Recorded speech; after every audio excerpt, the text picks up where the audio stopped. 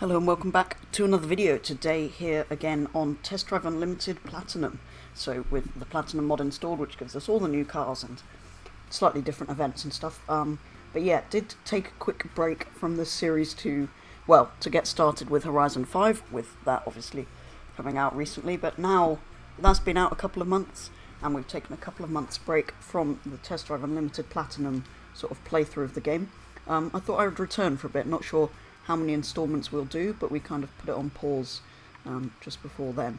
So before I get going with anything, I need to double check what I've actually got in the garage, and then we'll see where we want to go with this first installment since I've returned, kind of kicking off the new year with a couple of different videos, a bit like the road trip you would have seen yesterday, which you should probably go and check out if you haven't watched that one yet. But yeah, we did a couple of months ago.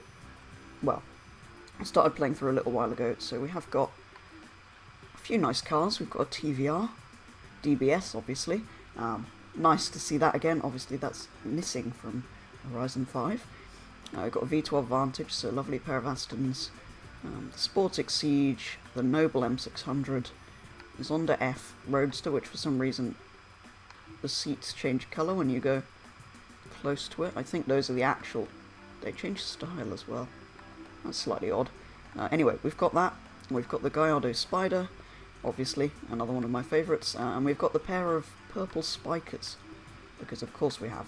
So, that's this garage. I will quickly take you to, I think there might be another two, possibly, before we get going with any racing. Here we are at garage number 2, so TVR you obviously already saw, that's just the car I happen to be in, but this has the sort of first few cars I bought, although I'm tending to put the older cars in this garage if I remember correctly. So we've got the Fiat Coupe, the car we started with, 348, which was the second car I bought, MX-5 and RS200. So I think those are our sort of slightly older cars in that garage. And there is a third one I did just find on the map, so we'll finish up by taking a look at that before we get going with any racing. So the third and final garage, the one I'm probably least familiar with, the other cars I've had a lot longer. This one I think is even older classics, because we've got the AC289, the E-Type, the Bugatti, and then it's got the sort of odd leftover bits. So we've got the sort of daily driver, if you like, the RS4, and motorbike, which of course in the final episode before we took a break from this, it's the first time I ever used a bike on the original Test Drive game at all, in any versions of it, because I only played console version before, so that was quite interesting. So yeah, we do have that, and some, well, very nice cars here. So, I'm going to head on out and see if we can find an event or a race or something to kick the video off with. So, we're kicking things off with this race, which appears to be a sort of head-to-head type thing against an Ferrari in our TVR. So interestingly, the other car I could have taken for this was the Gallardo Spider. The Lamborghini and Ferrari convertibles might have been quite cool, but anyway. TVR should be able to do it. I keep doing things like that.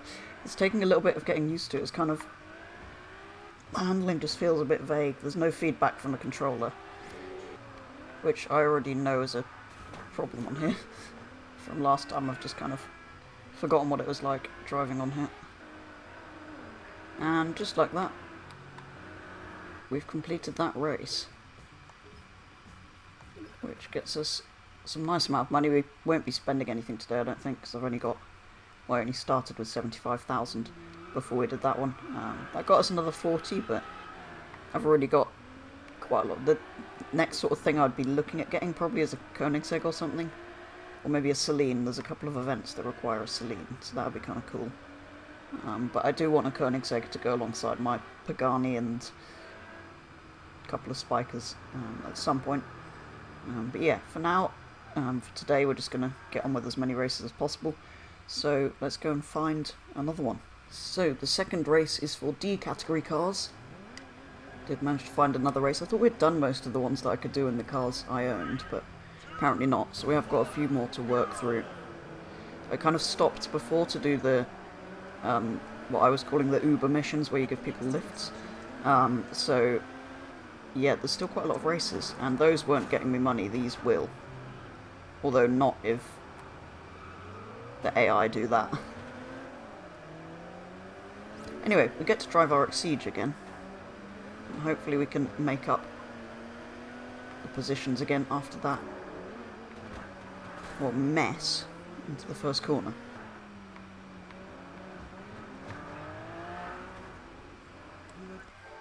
Never mind. Let's try and get past them instead of hitting them this time.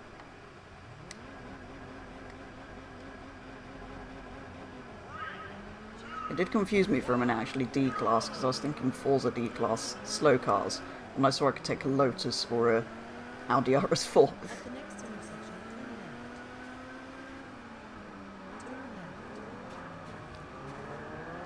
There we go, that's what we should have done at that first corner.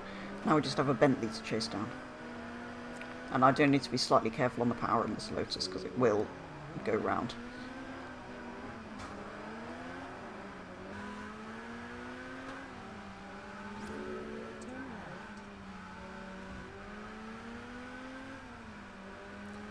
That's annoying. Been overtaken by a Ferrari that appears to be very fast. No, so we lost out to the Ferrari by quite a lot in the end, but we'll come back and do that one another time, I think. Maybe once we've got a faster D-Class car. I do have the Audi, I guess, which I could have done that in, but anyway. Let's see what else we want to do. So, this is an E-Class event, so even slower cars, but still a Ferrari. So yeah, getting to drive a variety of my cars today, which is nice. As a return to this little series.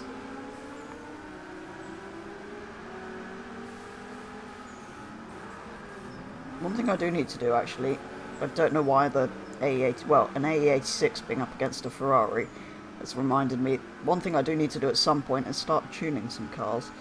Because there's some quite cool upgrade options with the Platinum mod.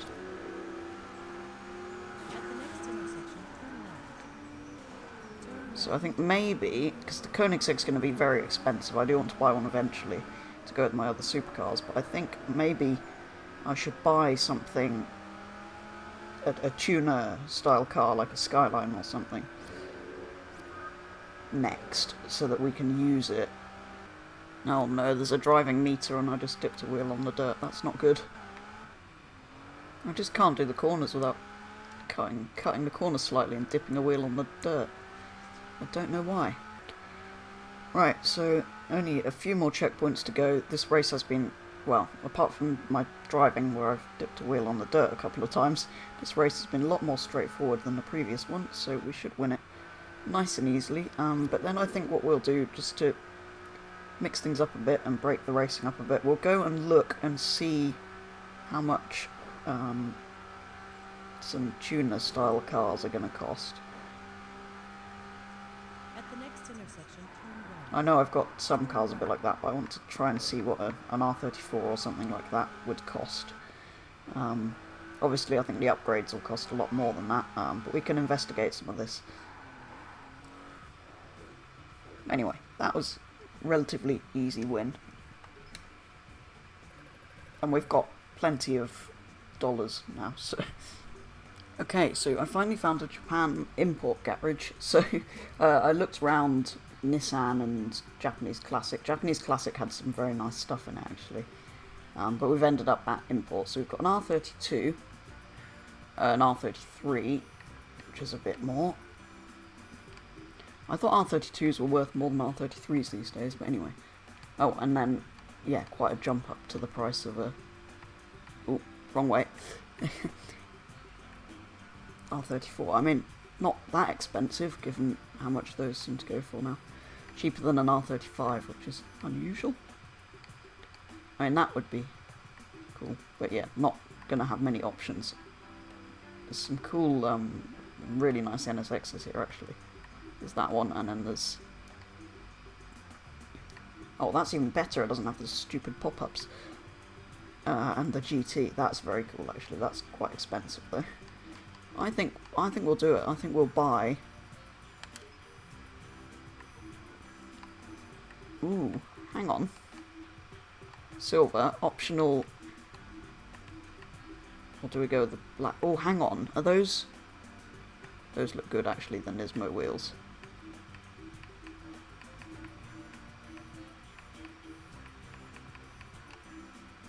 We'll leave... We'll go with the Nismo ones for now, because it might be a while till I upgrade it. I think black Nismo. Okay, good. We do have Midnight Purple. I was just checking that. So we've got Bayside Blue, which is a bit boring, because that's what it always is. Millennium Jade, which looks kind of more bronze in this game for some reason. That is usually quite a nice colour. Sparkling Silver. I didn't actually realise this many colours were available. I knew the Bayside Blue, Millennium Jade, Midnight Purple, and white and black. But I didn't know... Like Lightning Yellow. I feel like that's brighter than it should be. Active Red's quite nice, but... That's interesting, because Midnight Purple to me on this game looks exactly the same as the purple on the Audi. I'm pretty sure that isn't correct, but it's the only option. Perfect. Right, I'm gonna, well, buy that. Let's quickly see what it's like, and then see if we can find a tuning shop. I'm not sure they're unlocked yet, but if they are, I will go and investigate how much upgrading something is going to cost.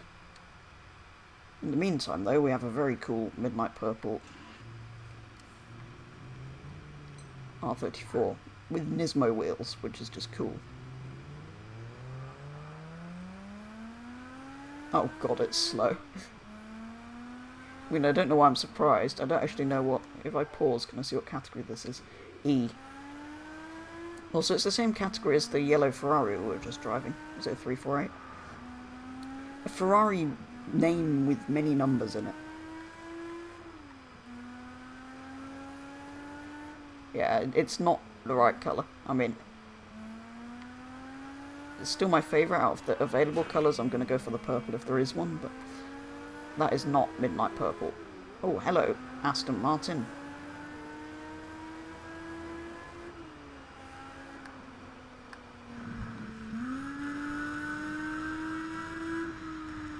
The noise from the inside. Ready? There. Just before it shifts.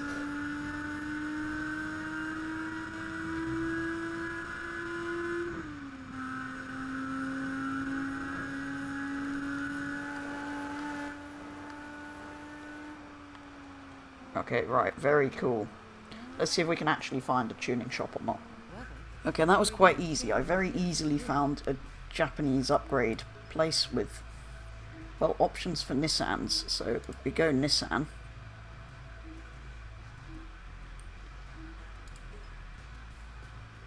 No, I want to... Is there a way to preview these?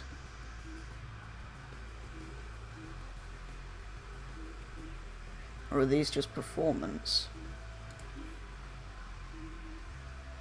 Oh wait, hang on. Hang on. That is very cool. Okay, so we can go with the V-Spec Nismo. There's a lot of options here. See, this is a feature I'd love. You sort of buy a car and then you can go and choose other specs. So we've got... That's cool, the Nismo. What's that? These are just V-Spec things. But that one's got the cool body parts. So those are the Nismo ones. Are there any Mines options? Oh, wow. I mean, then we lose the colour, which is a bit of a shame, but you see what there's so many options. You can have a Mines Skyline. Okay. I'm just going to go through all of these, actually, now. Oh, wow. That is very expensive, though. Okay, as we missed this one out, let's go back and see. I think these are just performance mods. Did I look at Veilside yet? Was that crazy one? Yeah, okay, I don't want that.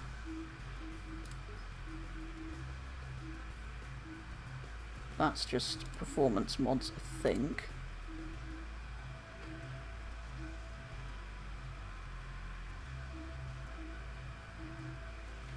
That's kind of cool. Oh no, the front. The front. Last one. That is an option. It's 310,000, but if you want to, you see, I'm gonna end up with more than one of these because I want to keep a nice purple one. But I mean, I don't really want that one. But one of the mines ones would be really cool, actually.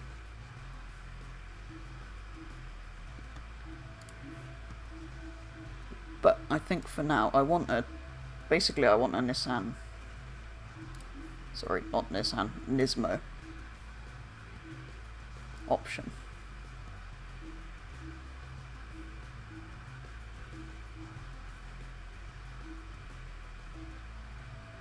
The thing is, I kind of want that just because it's got the nice kit on it, but it actually makes the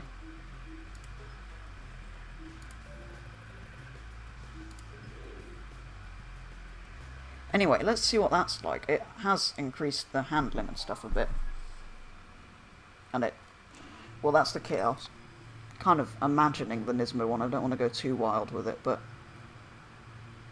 yeah, it's the same thing. At some point I am going to have to come back with another one of these, just so we can have a mines skyline as well.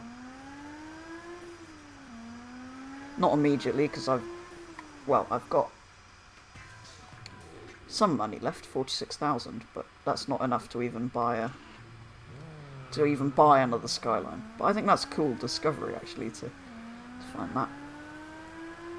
Well, as we've already done that, actually, what class is this now? D.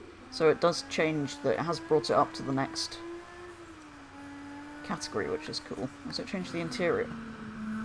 No. I mean, I think it probably would be the same on a... But yeah, I do want a mines one, and yeah, you saw there the Fast and Furious option. That is an option for everything. So if you take a Supra in, you can have it painted bright orange with green bits on it. If you take a Skyline in, you can have it painted silver with blue bits on it. And if you... whatever else there is. You can probably take a Dodge Charger, actually, to a tuning shop and have the big sticky outy bonnety thing put on it, which I know is a technical term for one of those.